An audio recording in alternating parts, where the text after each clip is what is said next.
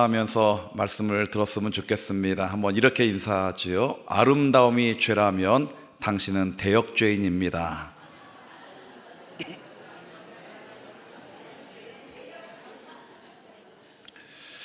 혹시 무기징역이 있나요? 예, 손을 드신 분이 계세요. 혹시 사형수가 있나요? 예, 아름다운 분들과 함께 오늘 귀한 예배를 드릴 수 있어서 감사를 드립니다. 모든 영광 하나님 앞에 올려드리고 감사와 찬양을 올려드립니다. 또한 교단의 어머니 교회고 또 교단 부총회장님이 섬기시는 교회에 무명한 교회에 무명한 목사를 초청해 주셔서 참 감사를 드립니다. 거절해야 마땅한데 또 중앙교회 오면 뭐 배울 점이 있을까 그런 마음 가지고 배우고자 이렇게 왔습니다. 들어올 때 두 가정과 인사를 했는데요, 공교롭게 제가 시골 목회할 때에 홍천과 관계 있는 분들이었습니다. 우리 김명환 안수 집사님 아들 규현이가 저희 둘째 아들과 함께 홍천에 있는 대안학교를 다녔기 때문에 일찍부터 알고 있었고요, 또 우리 조소연 권사님께서 홍천에 계시면서 마음이 참 서운했었습니다. 홍천에 살면서 매주마다 중앙교회를 올라간다 그래서 가까운 데 다니지 먼 기름 써가면서 그렇게 다니나 그랬는데, 오늘 미리 와서 우리 목사님과 이런저런 말씀을 나누는 가운데 그런 생각을 했어요. 서울대학이 멀다고 안 가지는 않는구나, 그런 생각을 했습니다. 왜 이분들이 목숨 걸고 매주마다 서울에 가시는지를 오늘 깨닫게 되었습니다. 여러분, 인생을 살면서 생소한 단어를 들으시면 어떻게 하십니까? 예전 같으면 사전을 찾아보면 되겠지요. 요즘 아이들은 뭐 가지고 찾는지 아십니까? 예? 뭘로요? 보통 이제 어른들은 인터넷이라고 얘기하면서 생각하시기를 뭐 네이버나 다음 같은 포털 사이트를 통해서 찾는다고 생각하시지만, 요즘 아이들은 대다수가 유튜브로 찾습니다. 제가 후배 목사와 함께 식사를 하는데, 그 어린 아이들과 함께 식사를 하는 가운데 후배 목사에게 이 얘기를 했더니만, 에이 그런 게 어딨어요, 네이버나 이런 데서 찾아야지요. 그래서 중학생인 아들에게 바로 물어봤습니다. 그랬더니만 아들이 고민도 안 하고 유튜브에서 찾아요. 또 초등학생인 딸에게 보니까 똑같이 유튜브에서 찾아요. 그래서 이 후배 목사가 충격을 받았습니다. 요즘 아이들은 영상 세대이기 때문에 거의 유튜브에서 검색을 합니다. 근데 이런 컴퓨터도 없고 사전도 없을 때에 생소한 단어가 나왔다 그러면 어떻게 되겠죠? 대개는 선생님을 찾아가서 그것을 물으면 될 겁니다. 근데 그 생소한 단어가 선생님으로부터 나왔다 그러면 어떻게 하시겠습니까? 저같이 내성적인 사람은 그냥 눈만 껌뻑껌뻑하고 가르쳐 줄 때까지 기다리든지, 아니면 성격이 급한 친구들 같은 경우 선생님 그거 무슨 뜻이에요? 이렇게 물어볼 겁니다. 오늘 마태복음 16장 말씀을 읽었습니다마는 이 마태복음 16장에는 제자들이 난생 처음, 태어나서 처음 듣는 단어가 하나 그 스승이신 예수님으로부터 나왔습니다. 그 단어가 뭔지 아십니까? 그 단어는 바로 교회라고 하는 단어입니다. 교회. 제자들이 난생 처음 듣는 단어입니다. 이 교회가 뭔지, 어떤 개념인지 알지 못한 채 스승으로부터 교회라는 단어가 툭 튀어나왔습니다. 교회가 뭐 하는 곳인지, 먹는 건지 입는 건지 도무지 그 개념을 알지 못할 때에 예수님은 교회라는 단어를 꺼내 드셨습니다. 우리가 잘 알듯이 교회라는 곳은 예수님 사후에, 그리고 부활하신 이후에, 승천한 이후에 오순절 마가의 다락방에서 뜨겁게 기도할 때에 성령의 임재 가운데 시작된 공동체가 바로 교회였습니다. 때문에 오늘 예수님이 살아계실 때의 교회는, 우리가 생각하는 교회는 존재하지 않을 때였습니다. 그러니 제자들에게는 이 교회라는 단어가 생소할 수밖에 없었습니다. 잘 아시다시피 마태복음 16장의 배경이 되는 빌립보 가이사랴 지역에 갔을 때에 예수님께서 묻습니다. 사람들이 나를 누구로 아느냐? 더러는 세례 요한이라고 합니다. 더러는 엘리야라고 합니다. 더러는 예레미야라고 합니다. 더러는 선지자 중에 하나라고 합니다. 그러면 너희는 나를 누구라 하느냐? 베드로가 치고 나오지요. 외우실 수 있는 분이 많으실 텐데 다 같이 주는 그리스도시요 살아계신 하나님의 아들이십니다. 주는 그리스도시요 살아계신 하나님의 아들이십니다. 이 신앙 고백을 들으신 예수님의 마음이 흡족하셨습니다. 바요나 시모나 내가 복이 있도다. 이것을 너에게 알게 한 이는 내 혈육이 아니요 하늘에 계신 내 아버지다. 내가 이 반석 위에 내 교회를 세우리니 음부의 권세가 이기지 못하리라. 네가 땅에서 매면 하늘에서도 매일 것이요 네가 땅에서 풀면 하늘에서도 풀리리라. 그렇게 말씀해 주고 계십니다. 난생 처음 듣는 교회, 제자들에게 있어서는 이 교회가 뭐 하는 곳인지 무엇인지 그 개념을 알지 못할 때에 적어도 예수님의 대답을 통해서 교회가 존재하는 성격 두 가지를 파악할 수가 있습니다. 첫 번째는 예수님은 이 교회를 향하여 내 교회라고 말씀하고 있습니다. 나의 교회, 이 교회는 내 것이다. 주님의 소유가 되었다는 것을 분명하게 선언을 하고 있습니다. 주님의 것이기 때문에 그 존재 자체가 귀한 겁니다. 그래서 교회의 첫 번째 존재 성격은 존귀함입니다. 교회는 아무리 찌그러들어도 세상 살아가면서 어떤 모양을 갖든지 주님께서 내 교회를 포기하지 않는 이상 교회는 존귀함의 상징이라고 하는 것입니다. 두 번째 교회의 특징이라고 한다면 존재 성격 두 번째는 권세 있음을 나타내고 있습니다. 내 교회를 세우리니 음부의 권세가 교회를 이기지 못할 것이다. 그리고 땅에서 무엇이든지 매면 하늘에서도 매일 것이고 땅에서 무엇이든지 풀면 하늘에서도 풀 수 있는 권세를 가진 바로 그 공동체, 그게 바로 교회라고 하는 것이지요. 오늘 16장을 넘어서서 2장 넘어가면 18장에 나오게 됩니다. 어떤 사람이 크냐라는 문제 가지고 시작된 문제가 18장을 자세히 보시면 나중에 교회의 7위의 문제까지 이르게 됩니다. 이 교회 7위의 문제에 있어서 어떤 사람이 죄를 범하였을 때에 신실한 그리스도인이 그에게 권면을 할 때에 그 권면을 듣지 않으면 두세 사람이 그에게 가서 권면하라. 근데 그 두세 사람이 권면해도 듣지 않으면 교회가 가서 얘기해라. 교회가 얘기해라.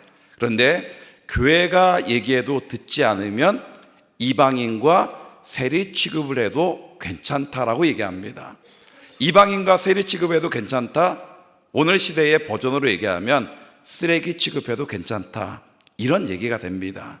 그러니까 교회가 뭔지는 모르지만 엄청나게 힘이 센 곳, 그리고 엄청나게 권세 있는 곳. 그래서 정리를 하자면 교회의 존재 성격은 존귀함이 특징이고 그리고 권세 있는 것이 특징이다라고 말씀드릴 수가 있습니다. 교회가 누굽니까? 우리가 잘 알듯이 교회는 건물을 의미하지 않습니다. 교회는 예수 그리스도를 믿는 바로 그 사람들이 모인 믿음의 공동체, 바로 제가 교회고 여러분이 교회고 우리가 교회됨을 우리는 믿습니다. 우리를 향하여 주님께서 말씀하시는 겁니다. 네가 아무리 세상에서 돈 많고 적고 상관없다.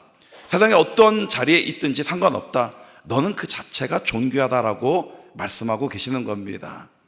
우리가 아무리 말이 어눌하고 그리고 세상에서 별로 나타낼 것이 없다 할지라도 우리를 향하여 권세 있다라고 말씀해 주고 계십니다. 바로 저와 여러분이 교회이기 때문에 우리를 향하여서 주님은 존귀하다 그리고 권세 있다라고 말씀해 주고 계십니다. 저는 어머니뱃속부터 교회를 다녔습니다. 그리고 어릴 때부터 교회가 저의 삶이었고 저의 문화였습니다. 가난했던 시절, 특별히 가난했던 동네에 가난하게 살았던 제가 어머니 아버지의 손에 이끌려서 자주는 아니지만 가끔 가다가 새벽에 나가면 저 어릴 때에 그냥 나무 난로를 떼고 뭐 난방, 냉방 시스템이 없었고요.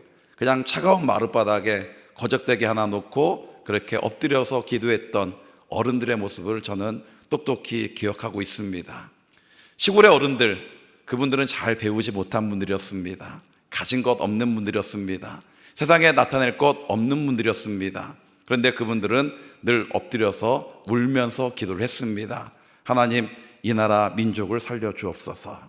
그리고 우리 교회를 부흥시켜 주옵소서. 우리 목사님 크게 사용하여 주옵소서. 제가 늘 들으면서 자랐던 문구들입니다.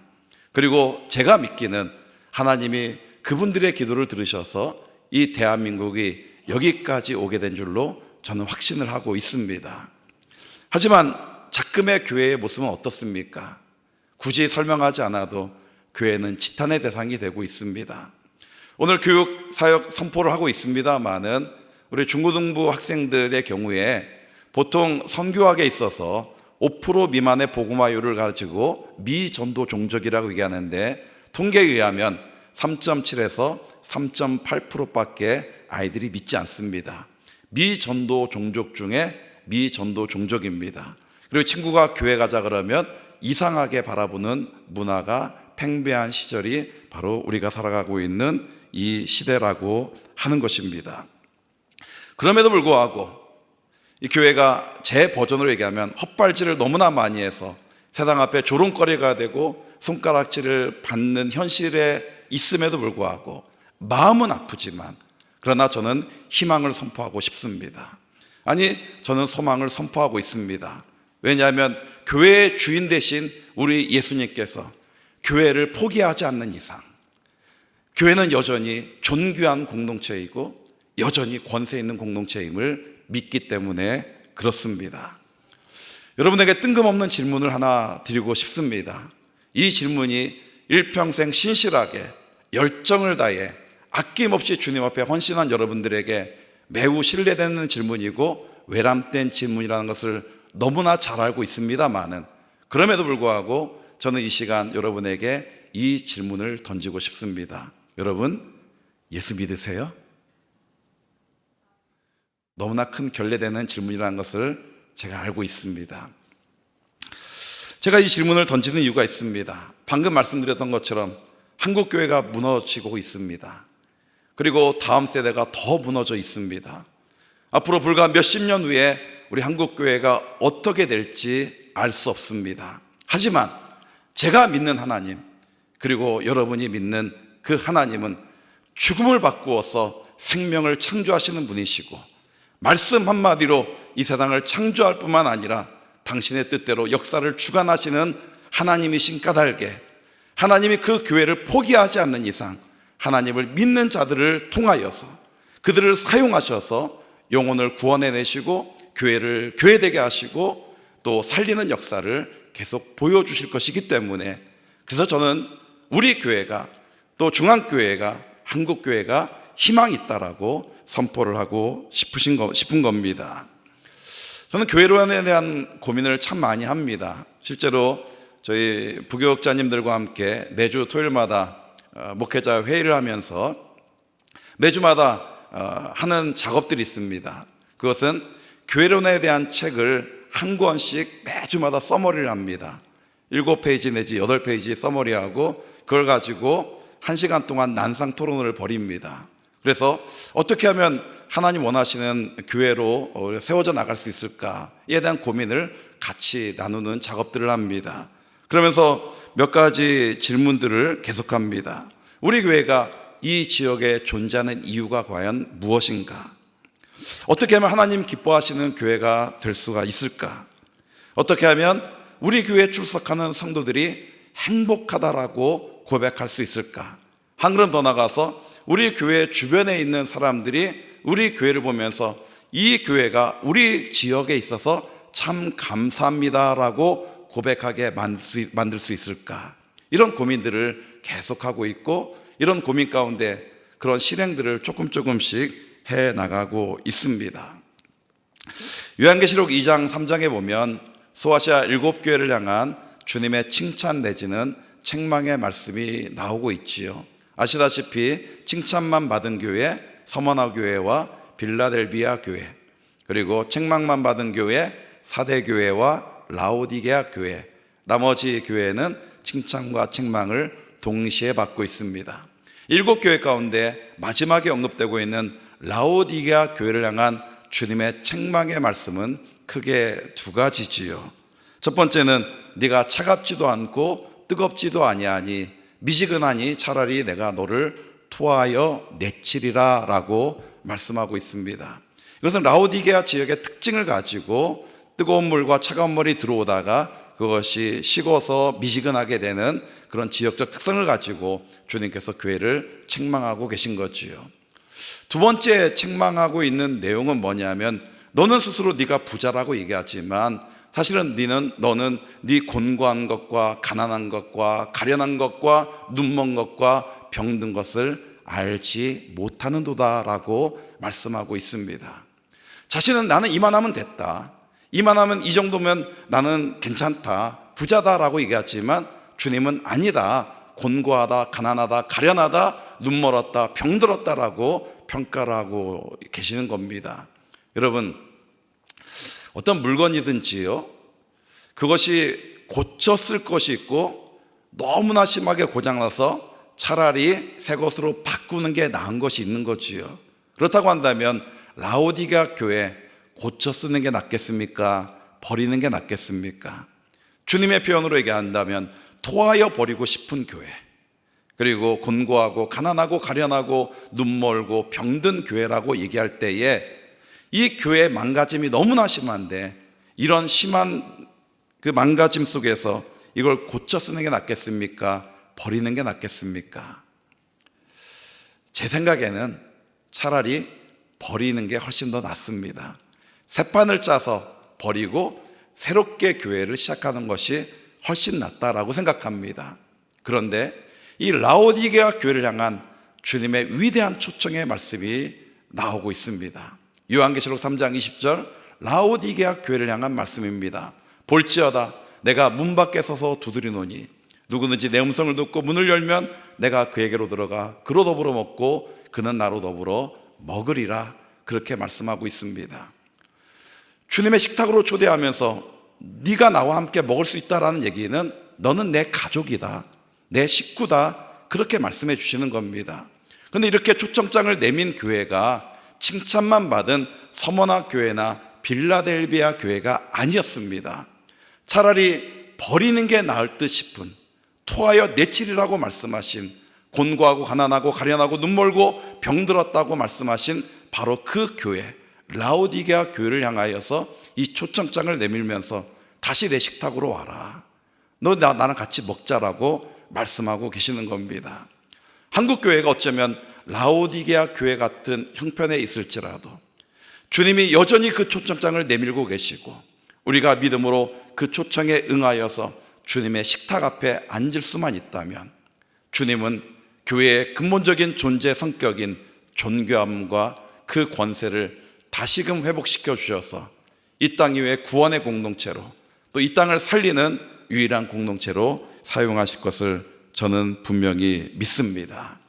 교회, 에클레시아지요, 죄악으로부터 불려진 사람들입니다. 부르심을 입은 사람들이 먼저 그렇게 부르심을 받아서 교회가 되고, 그렇게 교회가 된 사람들이 주님의 복음을 누군가에게 전해줘서 주님을 대신해서 부르심의 초청장을 전해주어야 되고, 그리고 그 초청장을 받은 누군가가 또 부르심에 응답하여 나와서 교회가 되어야 되고, 특별히 우리가 맡고 있는 다음 세대들, 아까 말씀드렸던 것처럼 미 전도 종족처럼 외딴 섬에 있는 그 아이들에게 방법도 잘 모르겠습니다. 어떻게 될지 갈 길도 모르겠습니다. 솔직한 심정은 어떻게 될지 모르겠습니다. 저도 아이들과 함께 호흡해 보고자 매주마다 각 부서를 한 시간도 빼놓지 않고 다 돌아봅니다. 그리고 전체 아이들을 제가 다 외우고 있습니다. 이름을 다 외우고 있고 다 인사를 하고 있고, 그 아이들이 노는 곳이 담임 목사 방일 정도로 오픈시켜주고, 그러면서 같이 호흡하고, 그리고 아이들이 쓰는 용어를 틈틈이 인터넷에서 공부하고 또 잊어버리고, 그래서 다가가려고 하고, 죄송하고 외람된 말씀이지만 제 차에는 가요가 엄청나게 많이 들어 있습니다. 근데 그 가요가 다 최신 가요입니다. 저희 아이에게 다운받아 달라 그래서 적어도 한 번은 다 듣습니다. 우리 아이들이 어떤 음악들을 듣고 있는지를 그 아이들과 함께 호흡하기 위해서, 다가가기 위해서 그렇게 부단히 몸부림을 치고 있습니다. 그럼에도 불구하고 제 고백은 아이들 모르겠다라는 겁니다. 그럼 어떻게 되겠습니까? 모르기 때문에 포기할 수 있습니까? 포기할 수 없는 아이들이기 때문에, 그래서 저는 우리가 주님 앞에 무릎 꿇을 수밖에 없다라는 결론에 도달하게 됩니다. 아이들이 너무나 소중하기 때문에 저희 교회는 아이들을 가르치는 선생님들에 대한 존귀함과 그 권세를 드높여 주려고 부단히 노력을 하고 있습니다. 여름 사역기간과 겨울 사역기간 2달씩 빼고 총 8달에 걸쳐서 매달마다 교사 정기 기도회를 하게 됩니다. 그리고 토요일 날 모여가지고 그 다음 달에 해야 될 미션들이라든지 또 교사가 가져야 될 스피릿이라든지, 또 지난달 같은 경우에 요즘 아이들을 어떻게 하면 아이들 문화에 맞게 접근해서 전도할 것인가, 이런 것들을 연구해 가지고 발제하고 토론하고 또 소그룹 나누고 이러면서 같이 그걸 가지고 기도하고 이렇습니다. 그런데 이 교사 정기 기도회를 하면서 제가 특별히 만든 게 있다면 간식팀을 만들었습니다. 간식팀 2사람 만들고, 그리고 당회 재정을 요청해서 간식을 굉장히 럭셔리하게 고급 간식으로 쭉 깔아놓습니다. 정말 간식만 먹으러 와도 은혜 받을 만한 그 정도로 간식을 잘 준비합니다. 그리고 데코에 굉장히 능한 우리 2분의 집사님이 그 간식을 정성스럽게 준비를 합니다. 그리고 그 교사 정기회 하는 몇 시간 동안에 와서 먹고 마시고 교제 나누고 또 소그룹 하면서 같이 합니다. 제가 던지고 싶은 메시지가 있습니다. 우리 아이들이 너무나 소중하기 때문에 우리 아이들을 담당하는 선생님들이 너무나 귀합니다. 너무나 존귀한 분들입니다. 선생님들이 힘내셔야 됩니다. 그래야만 우리 아이들 살아날 수 있습니다. 그 메시지를 던져주고 싶은 거예요. 우리 선생님들이 너무나 존귀한 일을 하고 있다는 것을 스스로 깨달아야 된다라고 하는 거지요. 그래서 담임 목사가 어떻게든 우리 교사들을 격려하고 세우려고 부단히 노력을 하고 있습니다. 저희 교회는 예배당 건물이 아닙니다. 그냥 뷔페집 건물 사가지고 리모델링을 한 건물이에요. 이런 경험은 참 부럽습니다. 왜냐하면 저희는 그냥 천정 높이가 이 정도밖에 되지 않거든요. 그래서 기둥도 예배당 안에 6개가 있고 뒤에서 안 보이고 뭐 이러는 교회입니다. 그래서 처음 오신 분들이 되게 답답해 하시고 시설에 대한 실망을 많이 하세요. 아이들 데리고 오신 분들이 교회 학교에 아이들을 1시간 맡기고 나오면서 하는 얘기, 제가 종종 듣는 얘기입니다. 처음 나오는 분들, 교회 다니다가 옮겨온 분들도 포함이지만 교회를 처음 나온 분들도 똑같이 하는 얘기, 여기 선생님들이 대단하세요. 사랑이 진짜 많은 것 같아요. 이런 얘기를 합니다. 저희 교회 자랑은 저희 교사들입니다. 교사들이 진심으로 영혼을 사랑하고 영혼을 위해서 올인할 수 있는 그런 교사들이 구비되어 있다는 것. 외형적인 것은 자랑할 것이 없지만 내적으로는 우리 선생님들이 영혼을 뜨겁게 사랑하면서 그 아이들을 진심으로 주의 사랑으로 품어주기 때문에 사람은 느끼는 존재잖아요. 그래서 처음 오신 분들이 그렇게 느끼도록 우리 선생님들이 너무나 잘하고 계십니다. 중앙교회 앞서 말씀한 것처럼 그냥 립 서비스로 드리는 말씀이 아니라 우리 교단의 어머니 교회고 제가 이곳에 와서 배워야 될 교회지만 감히 오늘 말씀을 통해서 그 존귀함과 권세 있는 공동체인 교회가 교회되기 위하여서, 교회가 사람이란 것을 얘기할 때에 특별히 그 교회 가운데 우리 다음 세대 어린이들을 온전한 교회로 세우기 위하여서 실제적인 2가지 권면을 드리고 싶습니다. 이 2가지 권면은 너무나 쉬운 것인 동시에 너무나 어려운 것입니다. 너무나 쉽고 너무나 잘 알고 있는 것이지만 또 그렇게 쉬우면서도 그렇게 어려운 것, 그 첫 번째, 기도입니다. 기도. 제주로 되지 않는다는 것을 저는 너무나 잘 알고 있습니다. 아무리 인간이 열심을 내더라도 예수님이 그 영혼 만나주시지 않으면 그 영혼 절대 변하지 않습니다. 그래서 교사들이 먼저 무릎을 꿇으셔야만 합니다. 지금까지도 무릎을 꿇으면서 사역해 오셨겠습니다마는 목회하면 할수록 깨닫는 것은 기도밖에는 없다. 기도밖에 없다라는 것을 깨닫게 됩니다. 저희 교회 학원을 운영하시는 권사님이 한 분 계세요. 이 학원이 애들 말로 장난이 아닙니다. 거의 초등학생이고 중학생 몇 명 있는데요, 특별한 거 가르치지도 않아요. 그런데 그 학원에 가면 애들이 사람이 됩니다. 사람이 돼요. 아주 예의 있게 바뀌게 되고 공부하는 자세를 배우게 되고 스스로 자기주도 학습이 가능하게 되고, 그러면서 아이들이 성적이 쭉쭉 올라갑니다. 그리고 믿지 않는 아이들은 믿는 아이든지 간에 거기서 성경을 읽게 만들고 쓰게 만들고 그리고 말씀을 나누도록 만듭니다. 아이들이요, 얼마나 영적으로 잘 구비가 되어 있는지 초등학생들이 자기들이 쉬는 시간에 모이면 예수님 얘기를 합니다. 예수님 얘기를 하고, 처음 온 아이가 교회 안 다닌 처음부터 교회를 안 다닌 아이들, 예수의 예자도 못 들어본 아이가 이렇게 질문합니다. 예수가 누구야? 예수가 누구야? 그러면 우리 아이들은 거기 있는 아이들이 거의 저희 교회 나오는데, 아이들은 이런 표정입니다. 표정을 딱 보면서 말은 안 합니다. 등신아, 예수도 모르냐? 뭐 이런 표정으로 얘기를 합니다. 그러니까 얘가 자존심이 상한 거예요. 나머지 애들이 너무나 잘 알고 있는 그 예수, 자기는 한 번도 들어보지 못한 그 이름 예수. 근데 애들은 너무나 자유롭게 예수님에 대해서 얘기를 합니다. 초등학생들이 은혜를 나누고 있어요. 그러니까 얘가 승질이 난 겁니다. 자기만 왕따 되는 것 같고 바보 되는 것 같으니까, 어떻게 하면 예수를 알게 되는데, 그러면 교회 나와야 된다. 그러면 이제 부모에게 쪼릅니다. 부모가 이제 교회 가자 그러니까 이게 쉽게 납득은 안 되는데 요즘은 아이들이 갑이잖아요. 애들이 가자 그러니까 부모들이 딸려 나와서 예수님을 믿게 된 가정들이 굉장히 많습니다. 그래서 그 한 학원을 통해서 저희 교회에 나오는 사람들이 지금 한 2년여 동안 한 40명 정도, 그 정도 부모까지 그렇게 나오고 있습니다. 제가 권사님 하나 딱 전도했는데 권사님이 이제 줄줄이 사탕으로 그렇게 이렇게 전도를 합니다. 근데 제가 드리고 싶은 요지는 뭐냐면, 그 학원 입구에 써놓은 간판이 하나 있습니다. 뭐라고 써 있냐면, 어머니의 기도와 책을 믿으라, 이렇게 쓰여 있습니다. 어머니의 기도와 책을 믿으라. 이건 우리 권사님의 신앙 고백입니다. 책이 먼저 나와 있지 않습니다. 어머니의 기도가 먼저 나와 있는 것은 이거는 하나님을 의지해야 된다라는 신앙 고백인 겁니다. 그것을 어머니의 기도라고 표현했고요.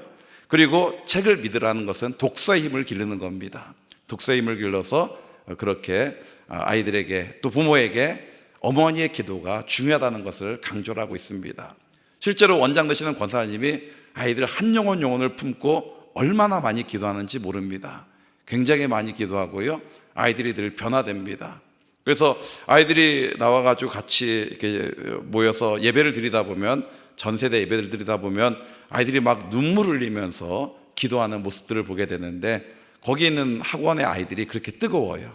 항상 기도하기 때문에 그렇습니다. 저는 교회가 교회되게 하는 힘은 기도의 힘을 분명히 믿습니다.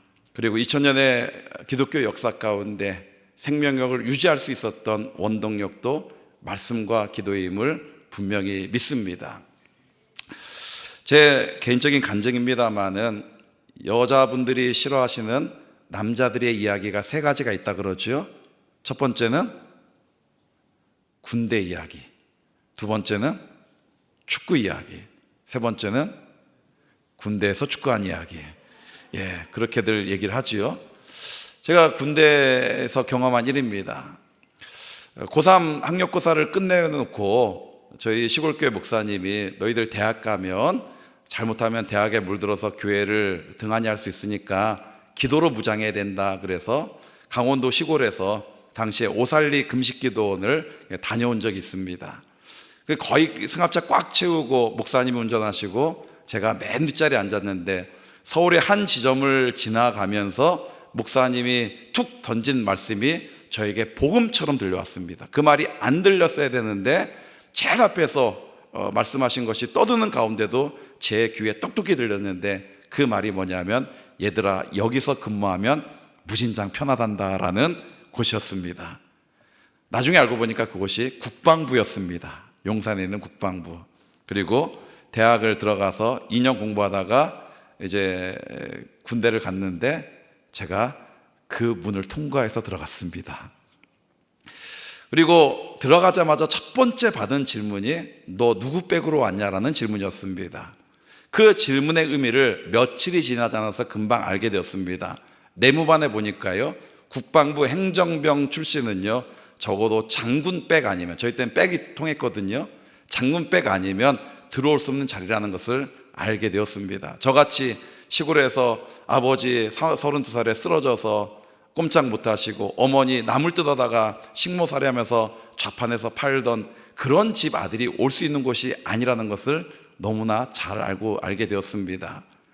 이건 정말 누구 백으로 왔냐라고 얘기할 때 마음에는 그렇게 대답했습니다. 하나님 백이요.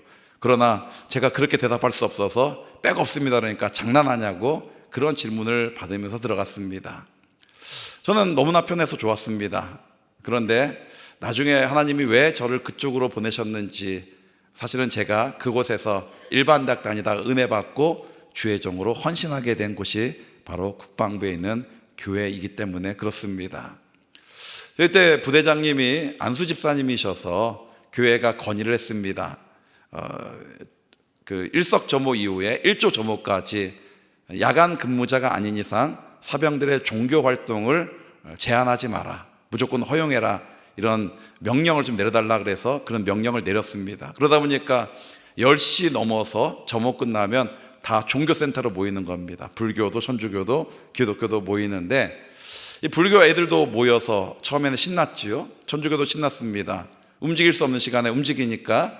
그런데 노는 것도 한계가 있지요. 며칠 가더니만 다 시들어버려서 없어졌습니다.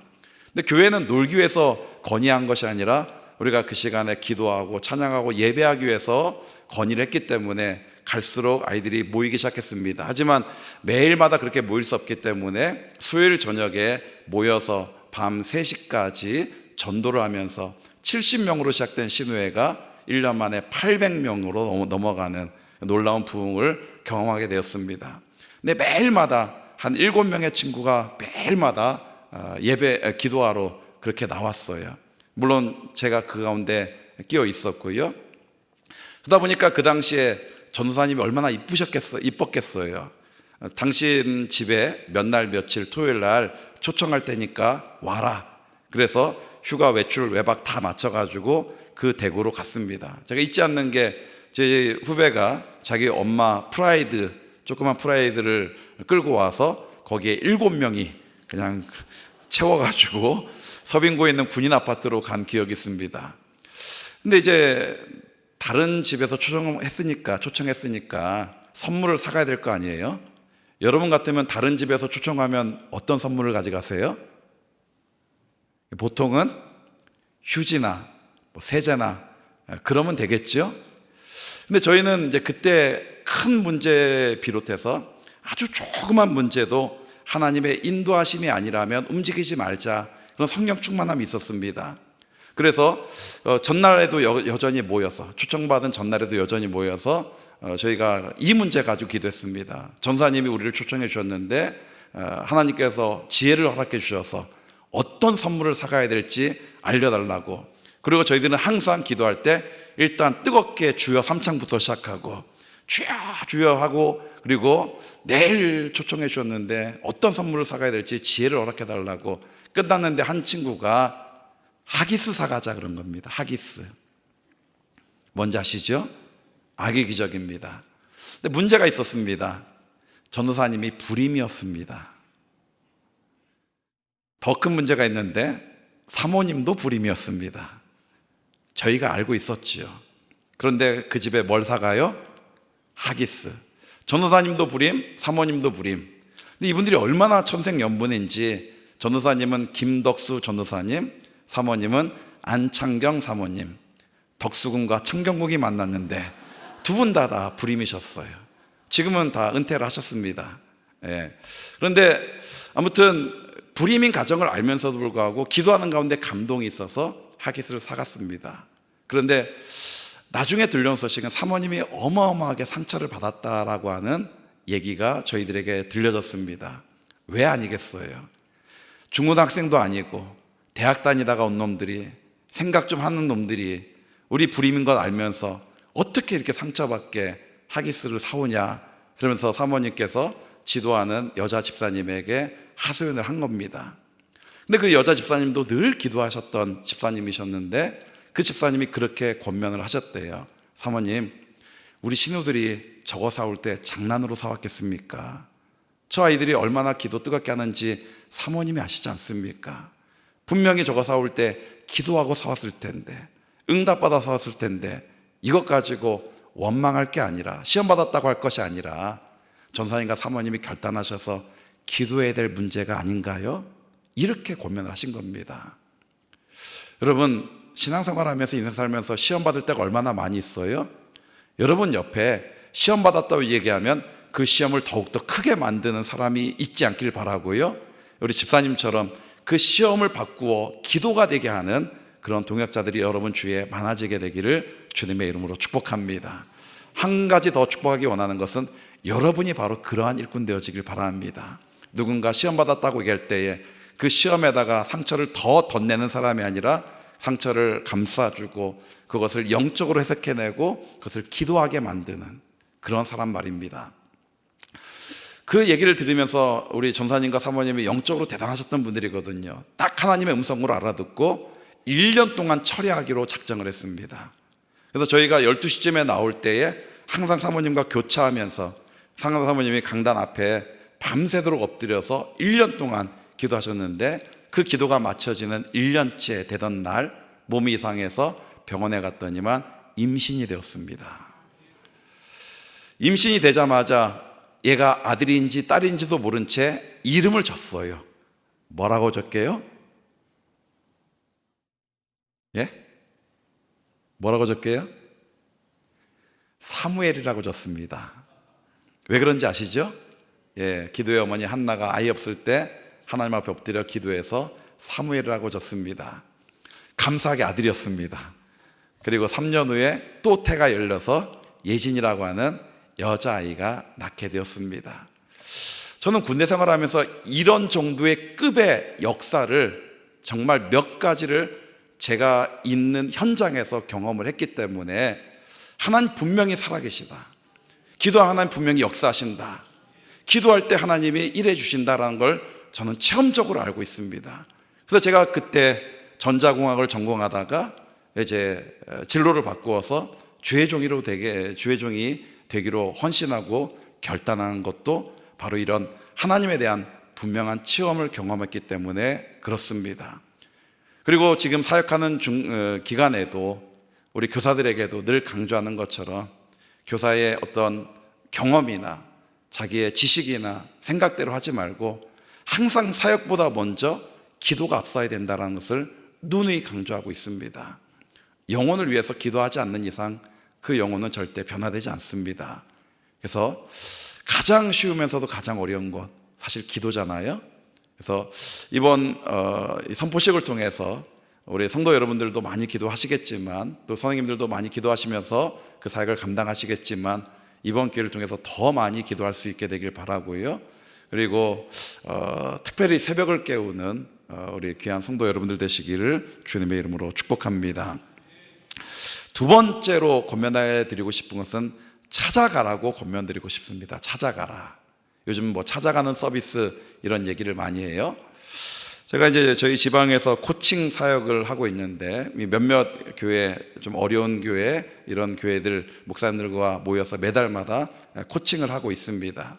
그 가운데 한 30명 모이는 교회 목사님이 지난달 나눌 때에 그런 얘기를 하세요. 자기가 아버지한테 배운 것은 목사가 진득하게 기도하고 기다리고 있으면 하나님이 영혼을 보내줄 테니까 어디 싸돌아다니지 말고 그냥 교회 엎드려서 말씀 읽고 기도만 하라, 그렇게 말씀하셨대요. 그래서 자기는 아버지의 가르침대로 그걸 확실히 믿기 때문에 교회 안에만 있다라고 얘기를 합니다. 한편으로는 되게 감사하고 한편으로는 되게 답답했습니다. 그러면 그렇게 하나님이 막 보내주시는 영혼들이 많아야 되는데 또 많지도 않고 늘 그냥 30명 정도 아버지 때 모인 분들 늘어나지도 않고 줄어들지도 않고 계속 그냥 그 자리에 있단 말이죠. 그래서 뭐라 그럴 건 아니니까 그래서 맞다, 예수님도 오라고 말씀하셨다. 수고하고 무거운 짐진 자들아 다 내게로 오라. 그리고 예수님 사역하시는 곳에 사람들이 나왔다. 그렇게 영적 권세를 가지고 누군가 나올 수 있도록 우리가 구비되는 게 맞다. 근데 성경을 보니까 또 한 축이 있더라. 한 축이 뭐냐면 예수님이 늘상 찾아가시더라. 부르지도 않는 곳에 사마리아 여인을 만나러 가시고 병든 자를 만나러 가시고 예수님이 찾아가시더라.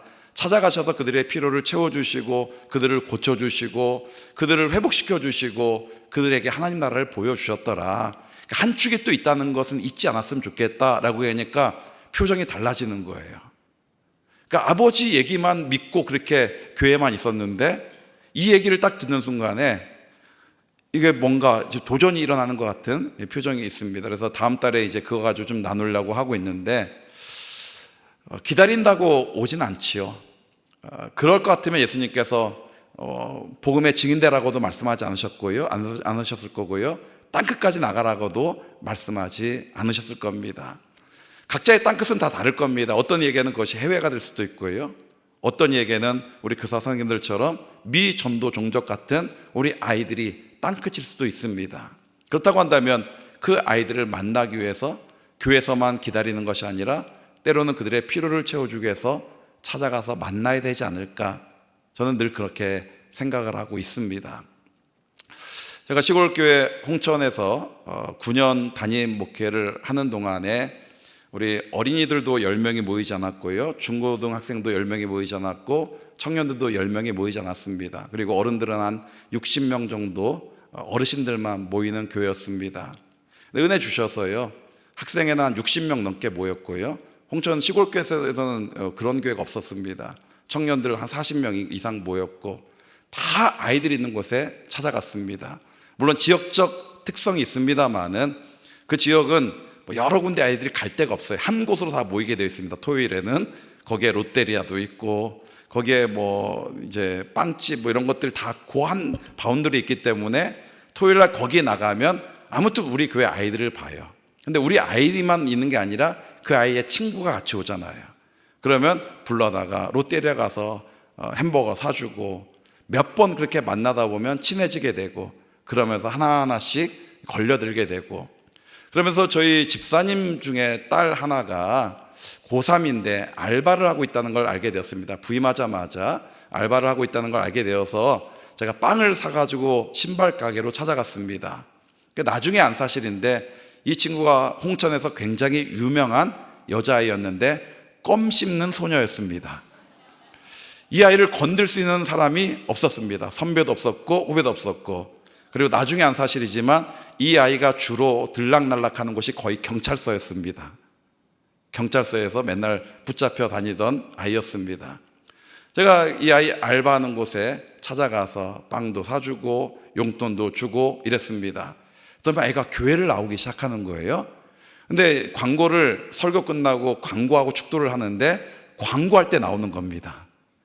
설교할 때 안 나오고 설교 끝나고 광고할 때 나오면 광고 듣고 축도 마치고 가요. 그러면 10분 이내로 머물다 가요.